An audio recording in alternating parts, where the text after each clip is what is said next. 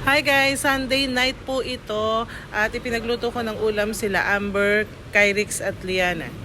Wala po dito yung mami ni AA dahil ngayon po, ay kahapon pala ang schedule ng kanyang CS. Nanganak na po si Princess. FYI lang sa mga nagtatanong. Binulita. Ayan nga yung baby, oh. Cute na cute.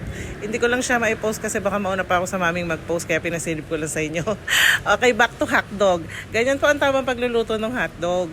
Dapat po, lagi nyo bibilingin para po hindi masunog yung magkabilang side. Pati ako natatawa sa pinagagawa ko. Pasensya na guys, wala na pong may content. Kaya pati pagpiprito ng hotdog na alam ko naman kayang-kaya nyo ay binidyo ko. Hindi. Proud lang ako kasi nakapagluto ako ng hotdog for today's video.